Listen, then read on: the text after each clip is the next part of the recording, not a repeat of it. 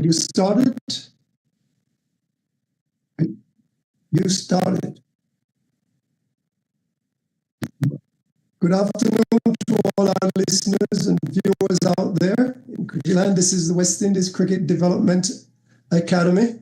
As promised, we're here to take a review post-match of the West Indies and Sri Lanka's match T20 played today. As we already know, 3 matches in the series, and the West Indies won match 1. Sri Lanka took both the second and the third in what can only be seen in the second and the third matches as very one-sided in the regard as well for Sri Lanka.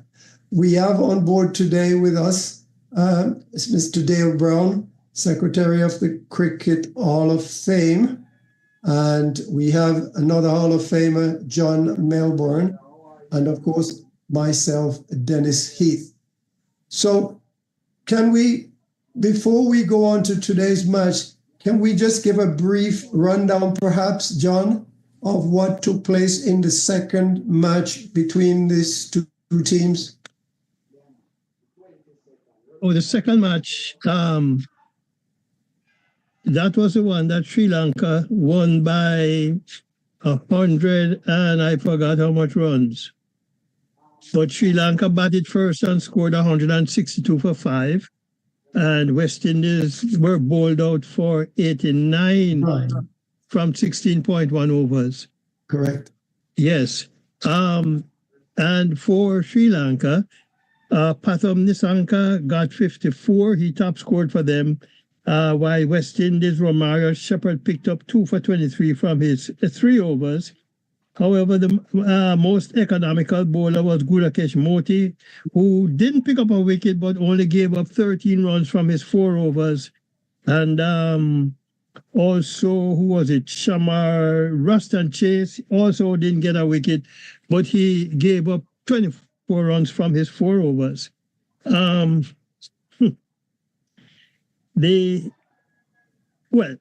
Shea Hope was left out of this game because I understand injury, so Shea didn't play. But Andre Fletcher came in for him. But West Indies scored only 89 runs from 16.1 overs. None of the top batting were able to put any runs on the board. King only got 5, Evan Lewis 7, Andre Fletcher 4, Ruston Chase failed to score, and Gudakesh Moti, well, he got 4. So the only players who really got into double figures were the captain Rahman Paul, who got 20, Shafin Rutherford got 14, and Azar Joseph 16. To make up the 89 runs for West Indies. The wicket, the Sri Lanka spinners took most of all the wickets, actually, I think, except 1. But the Sri Lanka used, 4 or 5 spinners? This Miss West Indies, in fact, their fast bowlers only bowled 3 overs. In the West Indies innings, but it was it was the kind of performance that was totally disappointing by West Indies, and this nonsense that Ruston Chase talked about, spinner's wicket. He bowled. Gudakesh Moti bowled as spinners. You're telling me that West Indies batsmen still don't know how to can't play a spin? Which is evident from what happened in this match. But it was a disappointing performance in that game too. Thank you, Mr. Melbourne. Dale, what was your opinion of how that match went? The second T20 match?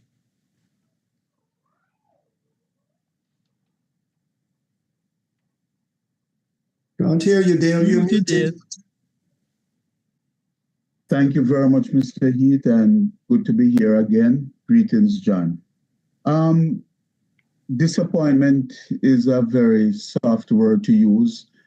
I don't mind them, getting beaten, but the manner in which they surrendered their wickets was really, really very disappointing. Uh, I saw one dismissal that stood out to me that I said this is going to be a long day. In the first match, we got a flying start by the openers, King and Lewis, a magnificent start.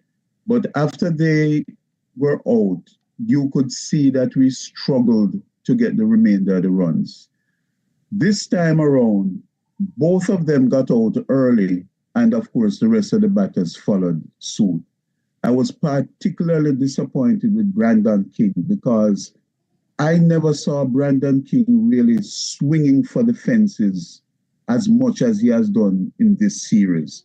And when it comes off, it looks good and it's impressive. But Brandon King, I don't remember which ball it was, particular ball, got a delivery and was almost stumped, out stumped. He chased the ball, almost got back in time, and he was ruled not out. The very next delivery, this time he ran down the pitch after the ball, and as we were growing up, we would say we don't know if the man was out stumped or out run out. This is how far down the pitch he was. And I'm wondering, what is he doing? What was he thinking? And of course, the rest of the batting just went south completely after that. We mentioned how many spinners Sri Lanka played. Yes. They played the spinners, but the other thing is they used their part-time spinners, including the captain himself, to bowl to the West Indian left-handers, as in Lewis and Rutherford in particular, because they know they will not use their feet and to get the advantage of the off break, turning away from them toward the offside, and they were not going to adjust to it. And it's the part-time bowlers that really were very effective against the West Indies, not the frontline bowlers. So, our bowling leaves much, much, much more to be desired. Shamar had a bad outing. I'm still not impressed with Alzari Joseph. And this time the captain bowled out Motive quite early. And Moti and Chase did the best that they could, but we didn't have a third spin bowler in the team. And, and our spinners are nowhere near as penetrative as the Sri Lankan spinners. Thank you, Dale. We noticed, of course, that the Sri Lankan came in with a new and different approach. This time round, they bowled 6 or was it 7 bowlers, but none of their bowlers, except for Welalagi, bowled his full quota of 4 runs. His full quota of 4 overs. And in that 4 overs, he managed to take 3 wickets for 9 runs. But you note that rather than keep the bowler going for 3 overs, I think they bowled 1 or 2 and they were taken off, 1 or 2 and were taking off. But only Tikshana bowled 3, Asaranga bowled 3, and all other bowlers of the 6 bowled 2 overs or 1 over. So West Indian batters did not get an opportunity to really read those bowlers. Sri Lanka came out with Nisanka and Mendes really and truly intent on delivering to West Indies some modicum of, shall we say, revenge for the lashings they took on the first series. But of course, you remember the first match, Sri Lanka did use more of the medium to fast bowlers that the West Indies were able to feast on. However, in the second one, the tables were turned. And I'm very, very disappointed to see that Powell, he tried 20 overs as the major scorer and Rutherford 14. But yes, as you pointed out, Dale, the performance, the mindset, the head game of King when he chased down that ball and almost got stumped, and the very next ball he did the same thing. So that was one feather in the cap of the Sri Lankan teams. Now, match number 3 today, we saw Sri Lanka winning the toss. Sorry, West Indies winning the toss. And the decision they made to bat. Was that a decision that you thought normally the West Indies would have made, John? You know, well, I don't know, because the West Indies, I guess, tend to chase better than set a target. Mm-hmm. And I don't, sometimes, guys, we don't know what the conditions are when that toss is spun, or how the wicket is. And I guess they evaluated the conditions. And they scored 62 runs in the game today, which is the score that Sri Lanka scored in the second game. and won easily. I just think our bowling leaves a lot to be desired at the moment. And some guys, somebody will have to. I mean, even our new find in Shamar Joseph didn't bowl well and has not really bowled well, in the T20 version. Maybe he's not a T20 player, or he's trying to change his bowling style to this T20 format. And maybe that's where he's going wrong. Instead of bowling how he would normally bowl in the test match, So I don't know, but it is a disappointing performance by the Windies. Interestingly, I think in our last chat, there were some people who were talking about the captain, dropping the captain. Mm-hmm. Interestingly, in the 2 games that we have lost, he top scored. He didn't make a whole lot of runs, but he top scored. We saw Dale, Evan Lewis came out swinging on the first match and put up a nice total.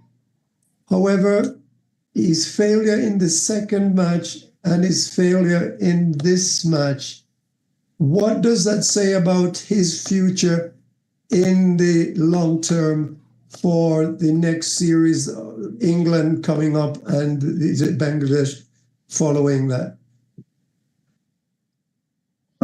Evan Lewis, as we know, at one stage, he was one of our best players. He, for whatever reason, took a sabbatical and had one outstanding inning in the CPL, the just concluded CPL. Had no problem with him coming back into the squad, but at whose expense?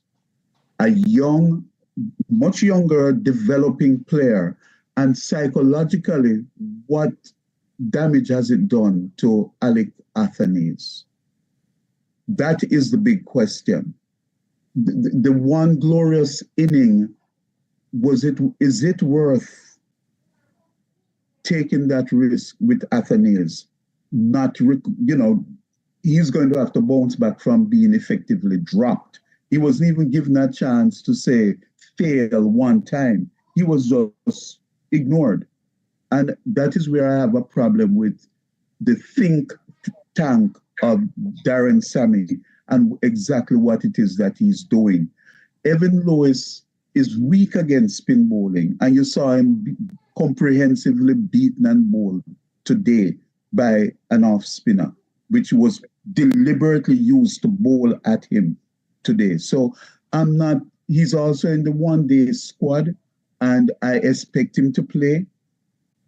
But it's not 2020 vision. I just wonder, what did Athanaze, who never had a good outing at the CPL, but the CPL is not a dress rehearsal for the West Indies team either, I don't believe. So if he was playing in the series prior and warrants continued playing, let him develop, let him continue playing. That's my take on Evan Lewis and, the decision to pick him over Athanaze, at least for the entire series. Yes, thank you. I know you're a very strong fan, John, of Athanaze. Now, seeing him sitting on the bench during this particular match while we had Evan Lewis out there struggling as he did, what message does that send to West Indian supporters? It's not anything new, I don't think.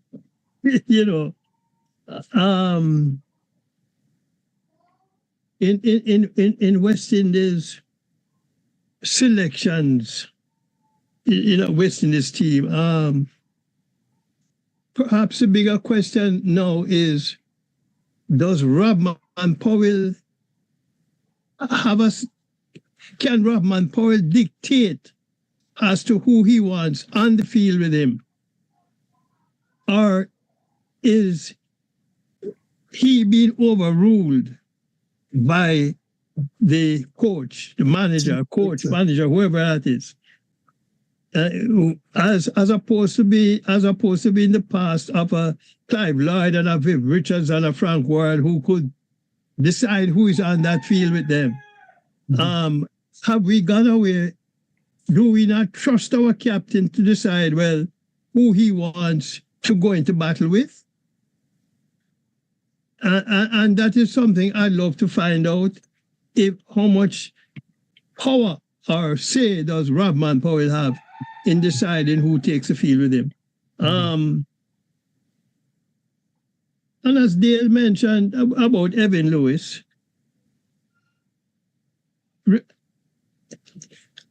to me, Alec Athanaze and Casey Carty have to be in any West Indies team. These youngsters have shown early promise, and you have to put them in the fire to see if they will develop. I would not have gone with Andre Fletcher in that second game. Mm-hmm. Matter of fact, I would not even have him on the tour. Okay. But you have taken the youngster, Joel Andrew. Yes. And I would have him behind the stumps, even if he's batting down in the order. But yes. Alec Athanaze should be in that team. Mm-hmm. Dale, West Indies, given that it was supposed to be a spinner's wicket, we know this because Sri Lanka packed their spinning, they knew their team. What do you think of Fabian Allen being brought in as a spinner, and yet his match figure today was 2 wickets for 23 runs, at 11, roughly 12 runs per over for a spinner, no wicket. What did you think of Fabian Allen? Fabian Allen is a decent player, but he's not a frontline spinner. Mm-hmm. And if you watch him through the years and in the CPL, he's a good player, but not someone that you'd use to lead your bowling attack, so to speak. Mm-hmm. He doesn't have that skill set. And I would have loved for them to pick someone who is more specialist in the spin bowling department, or simply, if you're going to open the bowling with him, use Moti instead of him, because you'd have to switch around roles. And I don't think he's that type of bowler that uses that arm ball from the left-hander coming into the batsman and sliding in. He's more conventional and easier to hit. And of course, using him to bowl the first over just set the tone for Sri Lanka today, and just, you know, the first 2 overs knocked us out of it completely, because it set the tone for the power play, their dominance in the power play. So although I prefer to have him in the team, he showed that there's no difference between him and Shamar Springer in terms of effectiveness. So it's 6 of one and half a dozen of the other. John, do you think that the West Indies missed the opportunity to have Akeal Hossain on this tour? And what does that say about the availability of players that will enhance the West Indies' performance abroad? But wasn't Akeal Hossain one of the players who wasn't available for the tour? Yes, he wasn't available for personal reasons. We don't know what personal reasons constitute. But the fact of the matter is, he wasn't there, and as a result, Fletcher was brought in as that other recognized spinner, but yet he was not Fletcher. Fletcher. Sorry? Fletcher, yes. I'm sorry. No. Not Fabian Allen, my apologies. Yeah. Yes, yeah. Yet he did not deliver according to what was expected. So the absence of Hossain, then, was that a crucial factor for the West Indies predicament out there today?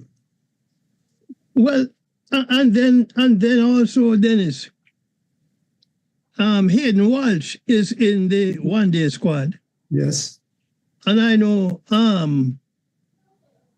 Dale and myself have had this conversation where Cricket West Indies named 2 15-man squads. Oh, yes. There are 10 players who are in each squad. Right. But then I look at the one-day squad, Yes. and I see Joel Andrew, Keith Carty, Matthew Ford, Jaden Seals, and Hayden Walsh Jr. As far as I'm concerned, that could be the squad for both formats, with the addition of maybe a Robman Powell and who else? I don't know who else. But there was no, so there was no need for sending 2 15-man squads. Right. And then in each squad, there are 5 players on each of the squads who well, in the T20 squad, I wouldn't even send some of those players. But there you go again, in terms of the selection process. Right. I know that changed the selection process, but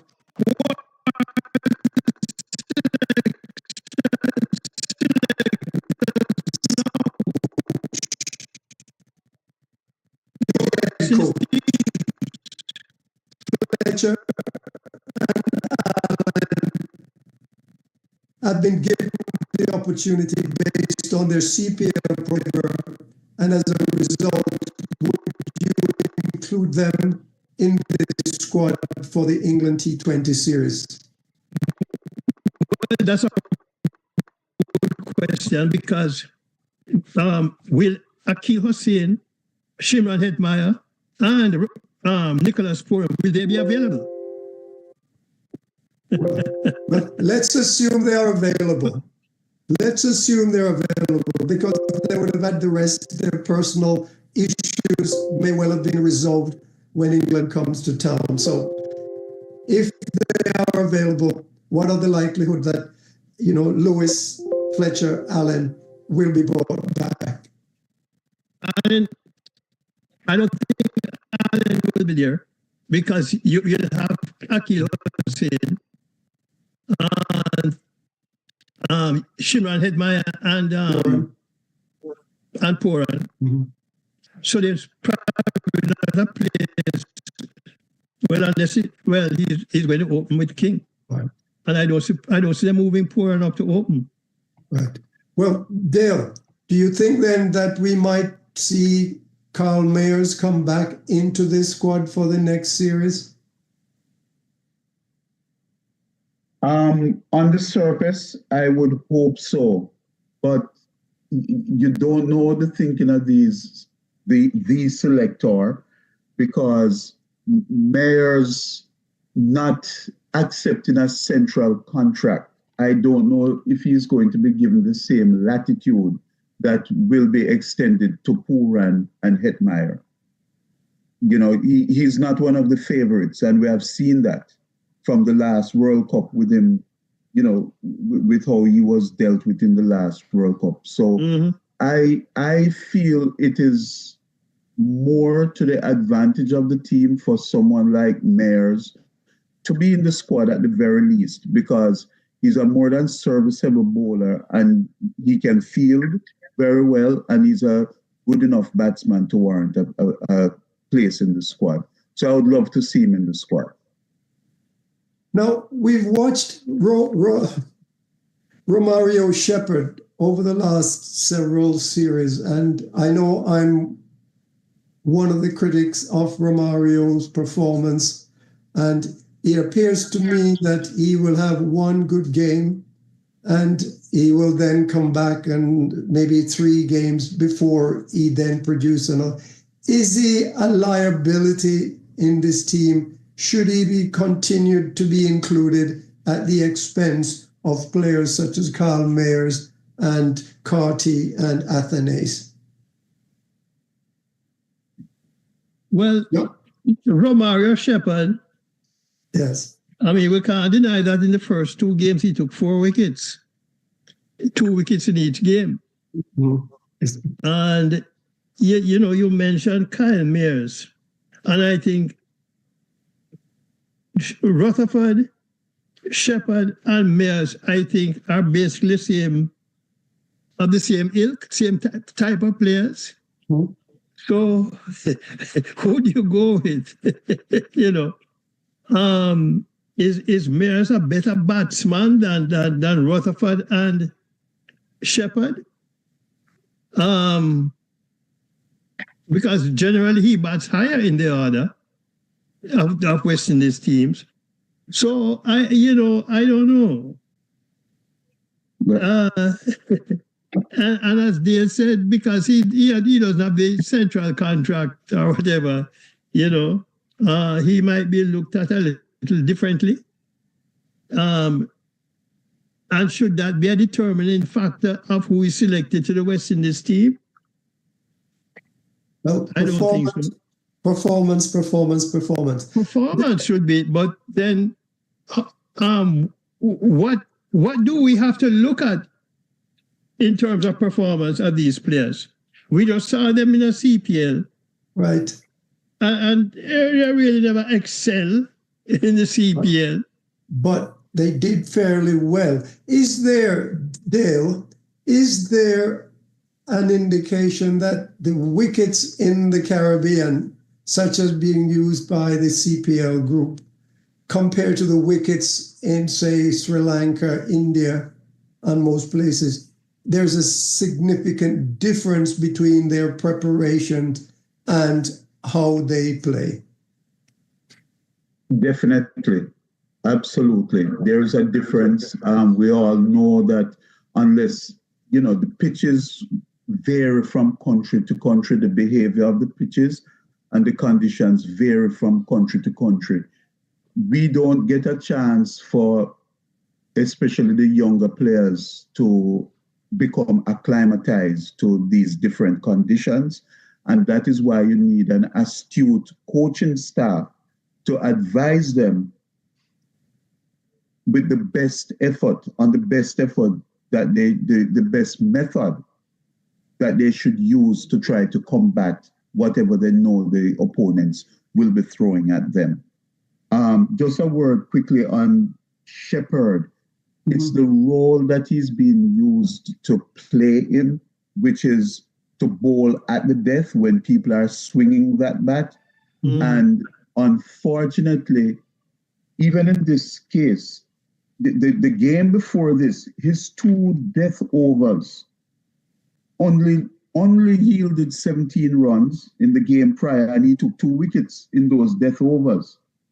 Whereas Alzari Joseph, in his 1 death over, gave up 11 runs.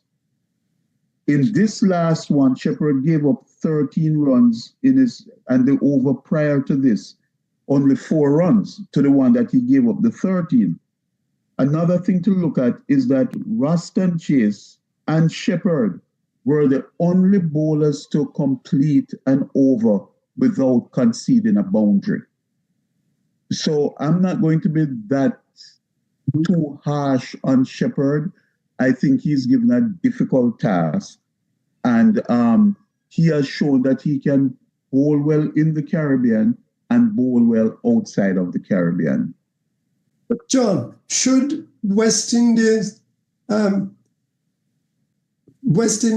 who prepare wickets in the West Indies, in the Caribbean in particular, should they be striving more to prepare those slow turning wickets that we West Indies seem to find when they go abroad? Because that might well be one of the factors, the fast-paced wickets, hard wickets that West Indians face in their national and local competition does well for them because they can play their shots and they have their shot selection. But in the Caribbean, it's too many fast tracks as opposed to something that turns and give them that thinking time that they need to really get to come to terms with slow bowling. Does West Indies need to have more slower turning pitches?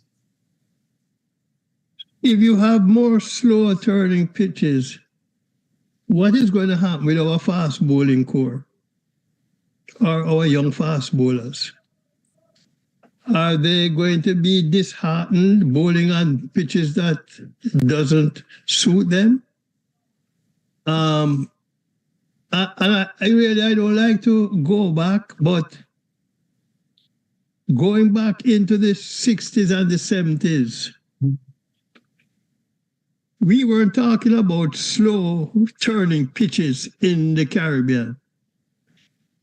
I think at the time, Border and Queen's Park Oval might be the pitches that took some spin, but Sabina Park and Queen's Park and in Barbados, known for fast bowling pitches. So no, I just want them to prepare good pitches on which it can help either spin or pace.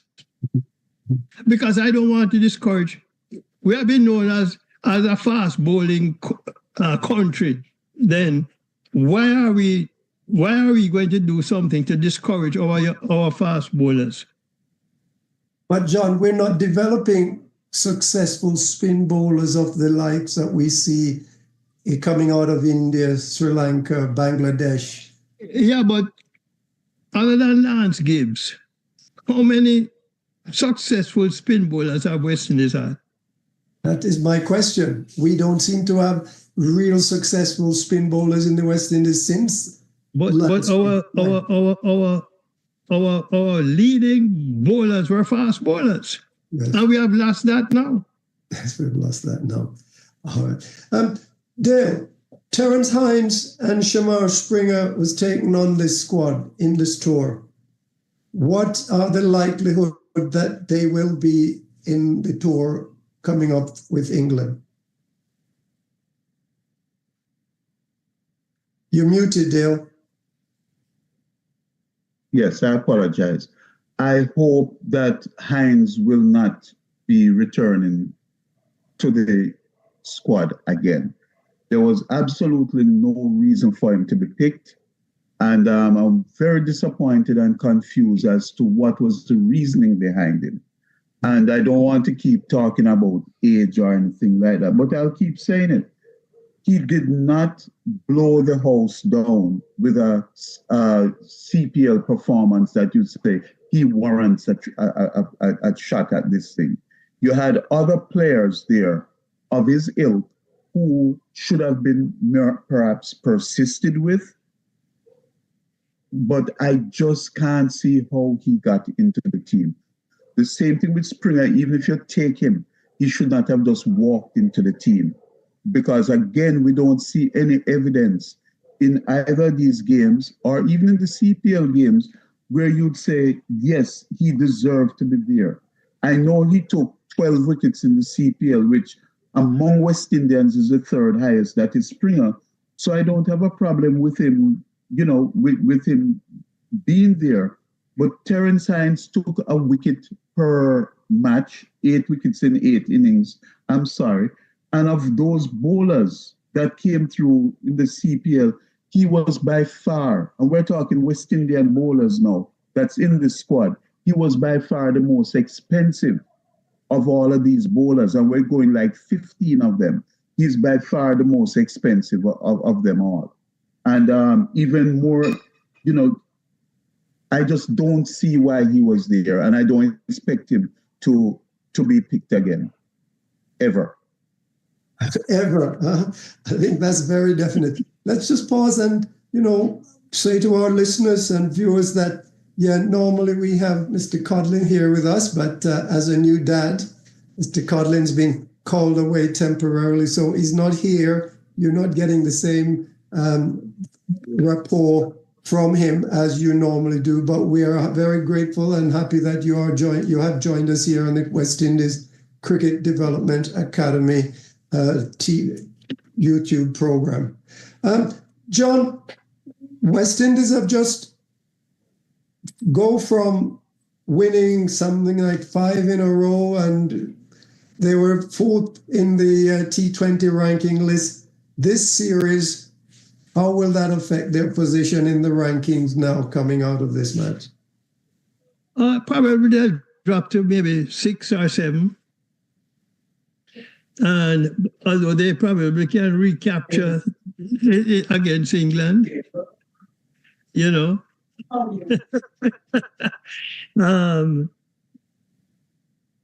as I said, it's going to be interesting to see the squad that's selected for the England home series and who is available. It's interesting, with West Indies selection, there's this thing about who is available. Whereas when you go to Australia, to England, to India, when their boards call you, it's not a question if you're available. It's a question, are you hurt? If you're hurt, you can't play. But if you're not hurt, you are available. And you can't talk this nonsense about personal reasons. You don't hear that those things coming from Australia, England, New Zealand, But So West Indies. Why do we hear it so often in the Caribbean? Because Cricket West Indies, somebody needs to be a dictator and decide this is what it is going to be. And if you don't play for West Indies, then I'm not signing that NOC. So something has to be in there that when West Indies call you to play, you have to come and play for West Indies. And I'm not saying that guys can't go to earn a living, Dennis. Mm-hmm. But if you're called to play for West Indies, then you have an obligation then to play for West Indies. Point. Dale, do you agree with John that what West Indies need is a dictator at the top to demand action? Well, I wouldn't say exactly a dictator, but I understand what John is trying to say. And I'll go a little further than that. I have been able to watch the deterioration of West Indies cricket. And we talk about the players, but we should also talk about the administration and the attitudes that they have taken. Mm-hmm. I know the Caribbean people, we love to talk about making money, eating a food, etc., etc. But at some point, you have to be concerned about building your product, your national product. In this case, it is cricket. And if our best players are not available for us, and if they only use our development programs for their own good, to use the programs to audition for the lucrative franchise cricket, Okay, you do that, but you still owe it to that same development program to help the other youngsters to come through. And there have to be some balancing act. There has to be something from the ICC. I don't think it's West Indies alone, where they will say, listen, this is the window that these leagues can play, and the NOC, we will honor them for these particular leagues. But the other leagues, we are going to leave it up to the board to give these players the NOC to allow them to play in these other leagues. And they have to come up with a very, very serious approach to it. And West Indies in of themselves, when these players make themselves unavailable, do not bring them back when they say, put up their hands and say, no, I am available. For the Just World don't Cups. do it. For the World Cups. For the World Cups especially. I saw Andre Russell do it. And I would not have picked him in this last World Cup. I simply would not have done it. All those who don't make themselves available. We see it here with Evan Lewis, was not available for how long, and you don't bring him back and say, earn your way back into the team. You bring him back and just throw him into the team. But Dale, yes, these sir. players may say, I'm now available for specific matches that has that allure and that call. But making themselves available does not get them into the team. Obviously, somebody else in that series had to have brought them in, such as a selection panel or a selector. So can we put the blame on the players, or should we be looking at the selection process? And yes, sir, that is where we go back to the administrators. And to be specific, I have heard Darren Sammy say explicitly, he has spoken about experienced players. And I agree with him to a certain degree, but you cannot just simply bring them in simply because they are experienced. You have to look at the effect that it is going to be having on the younger players. And in this case, for example, Athanaze, you dropped him. You simply dropped him. And I would love to hear that conversation between him and Athanaze. I would love to hear it. Darren Sammy, we cannot take anything away from him as World Cup winning captain twice over. But look at who he had playing with him. And I remember him winning a World Cup. I don't think he scored 10 runs and took 2 wickets throughout the whole World Cup, and they won. So he has to find the right balance. And again, when these people make themselves available, even if you put them in the squad, let those who are ahead of them fail before you put them in the starting 11. So when I talk about playing, it's more the starting 11 than actually being in the squad. John, Dale said West Indies need to find the right balance. Who are we relying on to get that right balance? Is it the players? Is it the selectors? Is it the fans, spectators? Who are we relying on to get that right balance? And what does that right balance look like? Well, the right balance is, of course, whoever the selection panel is, who are able to look at what they have and make proper selections. As we mentioned earlier, why is a Terence Hines and a Shamar Springer then in the squad? Even Andre Fletcher. And you have Alec Athanaze sitting on the bench. Why wasn't he in the starting 11? So to get this balance, it has to be those who are in charge, who are making the decisions. Right, thank you. Now, I think perhaps, did you have a follow-up on that, Dale? Otherwise, we can just... Okay, just to add briefly, the Cricket West Indies mentioned a talent pathway system, which was a five-step plan Process. where you had they have a contracted technical personnel. What that means, I don't really know. And then you had a local selection network.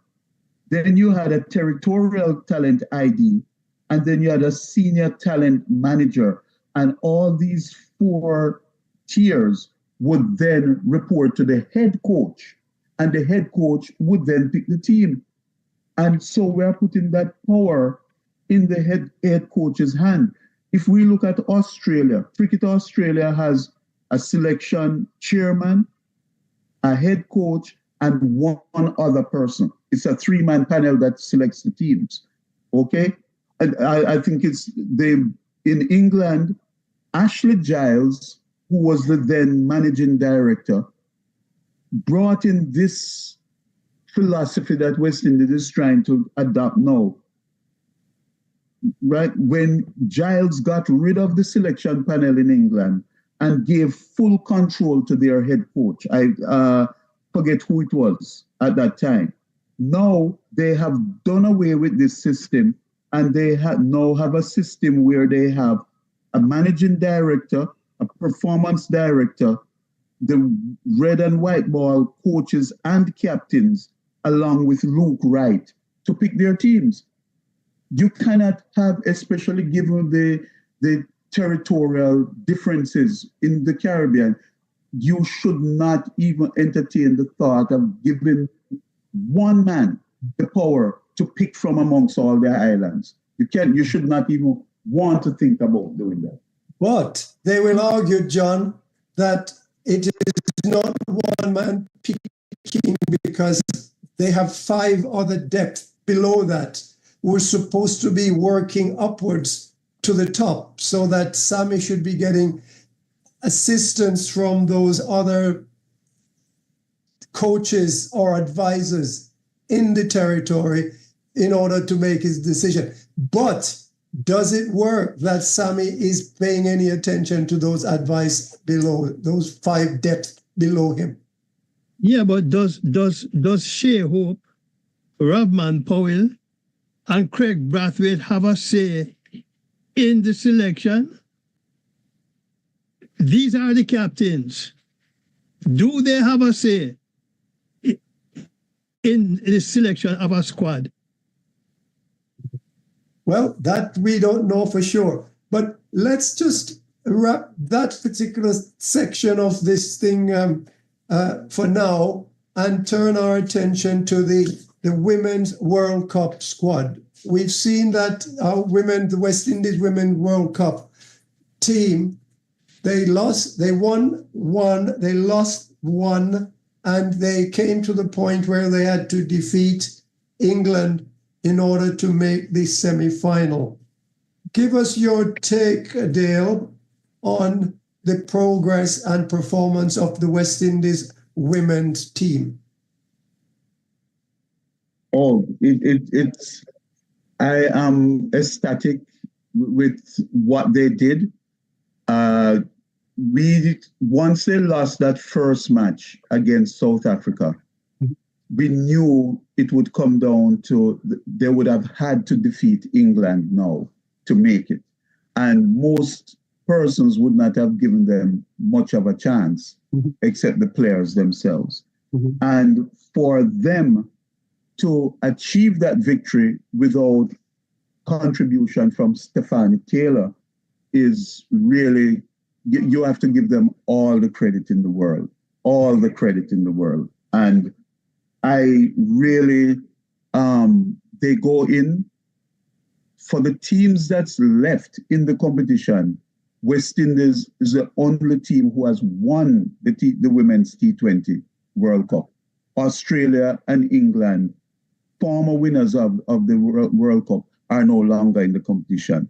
So we hope and pray that somehow this will translate into them winning the World Cup, or at least playing very well and continuing to make us proud. If I may, I would just like to point out the emergence of Quiana Joseph as a batter at the top of the order. Of course, Haley Matthews with her captaincy and stellar all-round play. And last but not least, Deandra Dutton with her all-round contributions. And surprisingly, a pleasant surprise, her bowling in the last match. And my favorite player of them, Afi Fletcher, who continues to get better with age. She's 37 years old and she continues to be a master or a mistress of the leg spin, the art of leg spin bowling. I love her. Yes. I'll leave with that. All right. John, what is your contributions to the West Indies women in terms of how their performance have gone? Did they surprise or were you confident that they were on their way to a semi-final?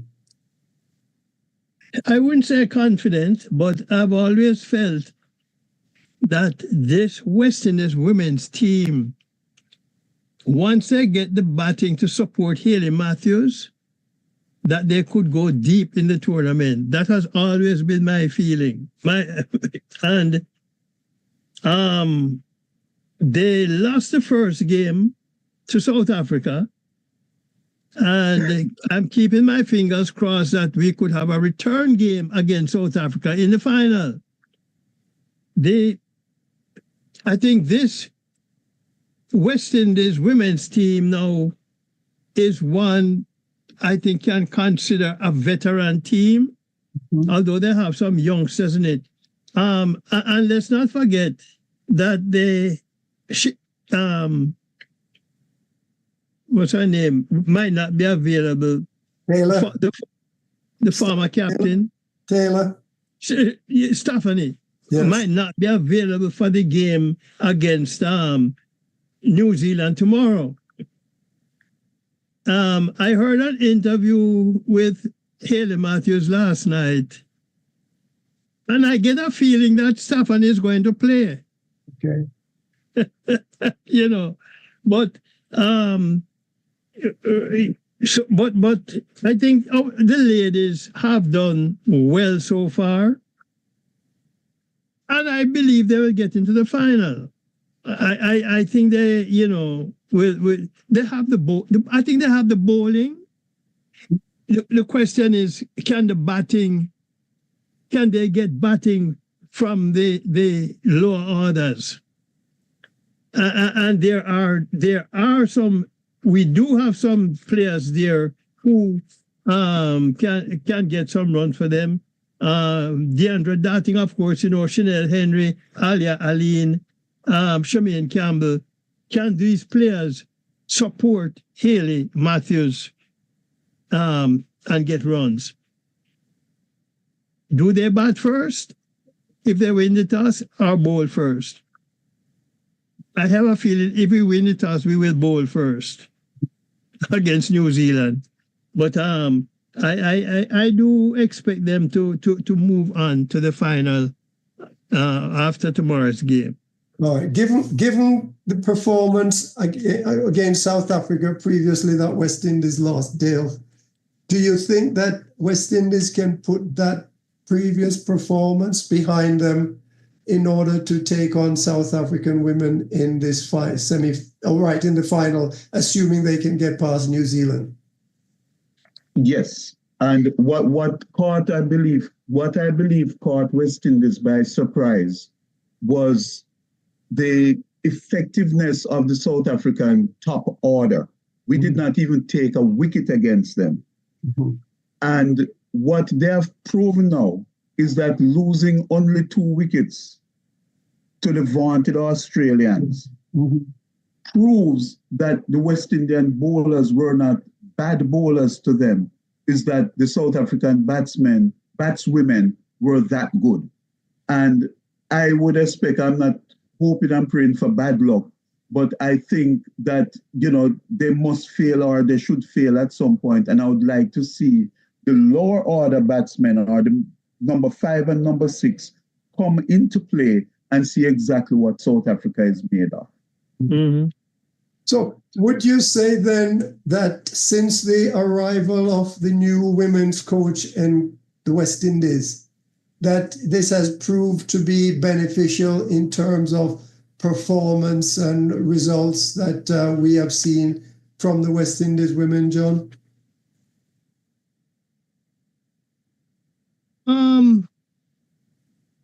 Yeah, our women seem to have a more, can I say, professional approach to the game. And I think that goes a long way in their performance so far in this World Cup. And I don't know if that part of that is because there are so many experienced players now in the team, and who have gone through the mill in other World Cups before. But they are probably mature now. They get that maturity now they are bringing to this World Cup. And the new coach probably has done some psychological work on them, and they are performing well. Hey, thank you very much. So, Dale, do you then give the new coach credit for the, dare we call it, the upward movement of Cricket West Indies women in these since his tenureship? One quick minute, please. 1 quick minute. Yes. Okay. While Dale is away, John, we can look at some word here, and I'll give you the word, and you tell me what you think about how these words matters to West Indies men and female. Discipline, West Indies men and West Indies women. How does this word discipline? And I can use that word for the women now, but you're having problem with the men. For the women, for the men, I'm not quite sure they are playing, if you want to call it, disciplined cricket. Yes. And I think that has been the letdown with our men on the white ball side. And I don't know if it's the influence. I don't know how much Darren Sammy influence on the team is. And if all of them are buying into the Darren Sammy way at this point. Because the team has to buy into the coach, Yes.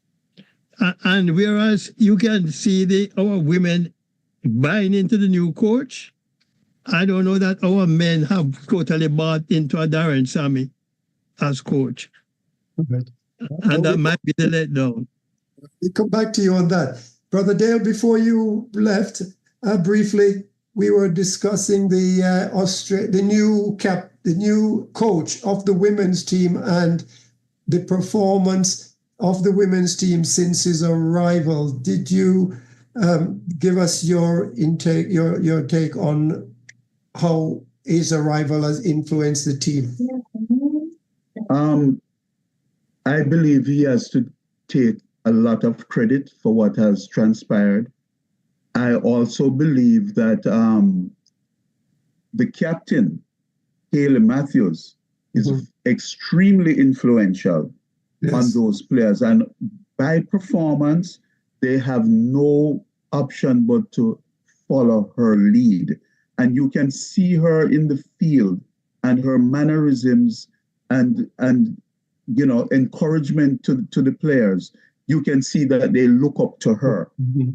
And so I think she's an extension of the coach and, of course, herself as captain. And she's totally in control of that team. And this is, the same player who was there at the last time we won the World Cup. She was, I believe, 17 years old. She turned 18 during that World Cup. And She opened with Stephanie Taylor and successfully, she was player of the match, successfully leading the chase because we chased Australia in that total in that game. So I believe her pedigree, and they're from the same island, but I look at her as a Garfield Sobers in terms of her performance on the cricket field. There's nothing she can't do. She's an excellent fielder and she leads by example. But I think she takes it a step further in that the players, both young and old, they look up to her simply because of her impact and the aura that is around her as perhaps the best player in the world right now. Thank you. I just apologize to our viewers. I do not have access to the chat, so I'm unable to, make any comment or respond in the absence of our leader here, Junior Codlin, who's currently away. So I offer my apologies for that we're not able to respond to anything in the chat room because I do not have access to the chat room. But Dale, just before you came back, I played the word game with John, and my approach was using the word discipline. How does that equate with the male team and the female team in your book? I think that the female team is more settled, and for that simple reason, being more settled means that they are much more disciplined in their approach, and it's almost like follow the leader, follow the leadership, and they are mature enough because the younger players have been given their chance and they are confident in their captain. And you take, for example, young James, who got hit on the chin in the first game. As soon as she was able, she was brought back into the squad. If you notice, Shadeen Nation, she is 37 years old, but she only got a game because of Stephanie Taylor's injury. And Stephanie's 33. So they brought her in. She didn't do much. She didn't bowl. She didn't bat. She just fielded. And her presence there did not prevent a younger player from playing because they all got a chance. And you can see in their faces that they are willing to play the role that they have been selected for. Hence, you get much more discipline than what you get with the men, who is more topsy-turvy. Thank you, Dale. John, the next word is attitude. How is attitude influential to the men and the women's team? John? Yeah. But there you go again, Dennis. I think the women right now, they are in the midst of a World Cup challenge. And so they have to be in a frame of mind to try to win games here, because it means much more than, say, on the men's side now playing in Sri Lanka. And as I say, I think the influence of the new coach with the women has played a greater role with our women's team than Darren Sammy has played with our men's team. So, and as I said, as I've said, I don't know if our men overall have totally bought into the Darren Sammy way. And I think that's really just, and it's the leadership which is coming from the coach, with the women and with the men. Leadership. Dale, attitude is the word of the day. How do you see that in terms of the women and the men's team? The attitude of the women is one of, I am hungry and I want to achieve things so I can make some money. The men, they have already been paid this money They have tasted all the success because at the end of the day, they look at their wallets, and that hunger to go out and produce is simply not there, in my opinion. So I think the women have a much healthier attitude. And in saying that, I'm happy to see that they have finally received central contracts, justly rewarded, and you don't hear anyone not being available, with the exception of Dot. And of course, we know she had some problems prior to this coach, but she has come back and seemed to be really embraced by her teammates, and she contributes in whatever way. But their attitude is wonderful. Mm-hmm. All right. Well, I'm hoping that if Junior's listening to us in the background, he will make himself available to at least say a parting words or two. But while we wait to hear from Junior, John, the next word is mindset. Can you shed any light on that between the women and the men? I think the women right now are more focused because of the end game that they are currently in to win a world championship. And as Dale mentioned, at the end of this, some of them might be going to, later on this year, going to go and play the Big Bash or the tour of the women's version of the IPL in India. You know, so it's a platform for them now to promote themselves, to show that they belong on the world scene. And however they produce can benefit them in the future. On the men's side, there are so many tournaments and around the world now, T10, T20. They might not be as hungry as the women. And so I think the women will be are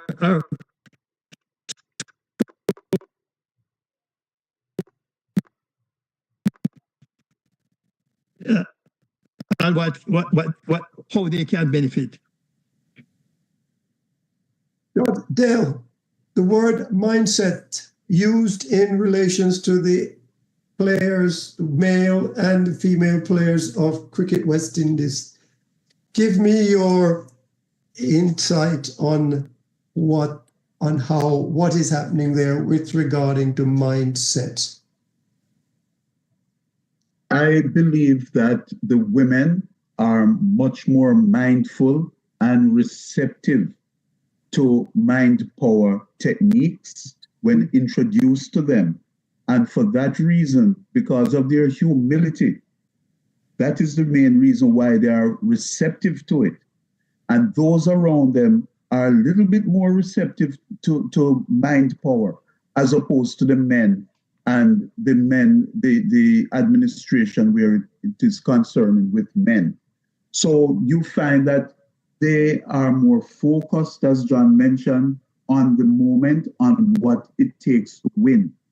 What it takes to win. And I listened to Quiana Joseph speak about what it is like batting with Haley Matthews, and that Haley Matthews, in no uncertain terms, told her, you are here to take risks. You are here to take a chance, take on the ball and play your natural game, because Matthews cannot afford to get out early. So she's not going to do that. So she's very aware of what she has to do. But Joseph has the full confidence. So her mindset is to play my game, see the ball, hit the ball, and I know that my captain is backing me. Thank you, Dale. Now let's just tell the viewers and listeners that we have come to the end of our program for today. We hope that you'll be able to join us again on our next program. And at this point, we are looking forward to following the West Indies women in their next adventure in the semi-final. And of course, we also certainly will be back with you again shortly on the men's side when we discuss the upcoming tour for England coming up beginning the end of the month. So please stay alert, look for the signs and the notices of our next upcoming show. From me, it's been a pleasure. And we thank you for joining us here on the West Indies Cricket Development Academy program. And from me for today, it is goodbye. And from John?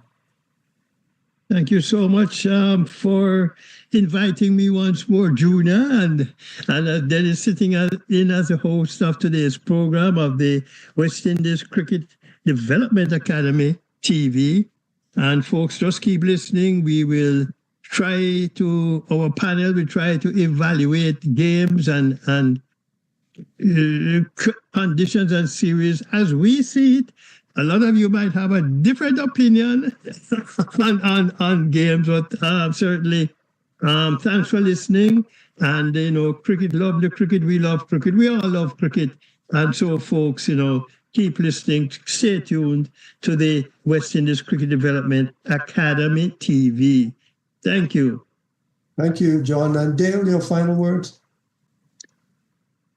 Just very happy to share what we have gleaned from watching these games, and we are aware that everybody has their own opinions. So this is not to say this is absolutely right or anything like that.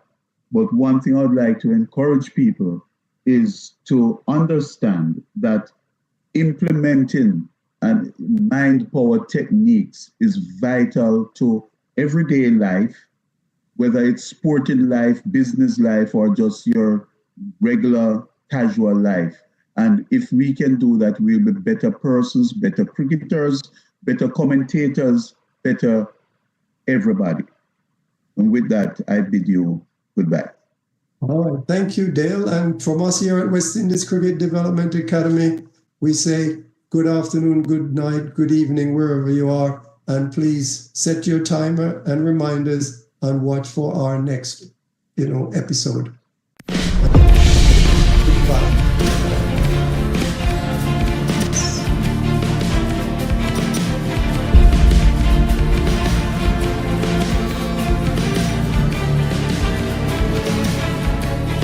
John, you still there?